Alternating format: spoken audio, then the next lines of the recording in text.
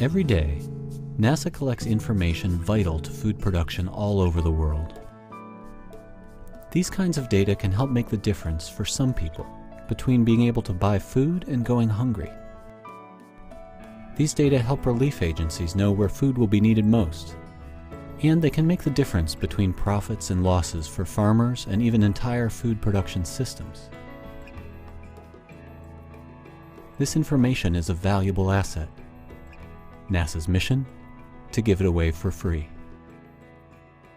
By applying our science and applying it in a way that's transparent and objective and open to everybody, it's a great role for NASA.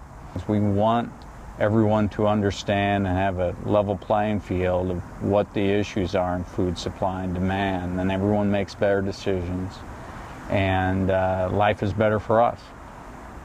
We can't monitor from the ground everything that is going on, which includes vegetation, rainfall, sea surface temperatures, basically the entire biosphere or the entire planet. We process the data, we produce specific products that they want, customize them to their needs, and we provide them with the capability to make sure that the data can be used so that when they make their assessments, they are using it knowing that the data has actually been scientifically proven to be valid. After NASA collects this massive amount of data, it takes a strong partnership of other agencies and institutions to share the data and then help turn the information into action. NASA also works with the U.S. Department of Agriculture and several major universities to monitor the world's food production in a program called the Global Agriculture Monitoring Partnership. It's a system where we use satellite data from the NASA MODIS satellite instrument on board the Earth Observing Satellite. It's a moderate resolution sensing system. The bands are selected for agricultural monitoring.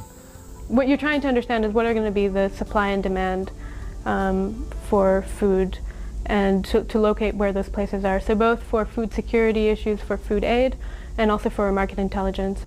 We release our information to the public, our crop estimates to the public, so that everybody has that data and so that farmers can get a fair price. Well, ultimately, you'd like to see crop production increase for every country, and so that, you know, all countries are food secure. But for now, famine remains a very real possibility for many parts of the world. So the Famine Early Warning Systems Network uses a lot of satellite remote sensing in its analysis, but it really focuses on the conditions on the ground, the social, the political, and the economic conditions, and uses remote sensing as a critical piece of information about production of agricultural products. It's really fascinating because it's very much one of those organizations that brings the social side and the biophysical side together in the same analysis. We are much more able to be very specific about the conditions of food insecurity in some very difficult places to monitor. It's very particularly evident in countries where, for a variety of reasons, access to the ground is limited. They may have conflict, they may have bandits, there may be terrorism. In those places, satellite imagery still remains one of our primary tools and one of our most important tools for measuring food availability and even food access. Most people don't know that NASA satellites provide so much data about how we grow food on this planet, and that with these data, teams of researchers work to increase crop yields, ease famine, and keep the global agricultural system functioning.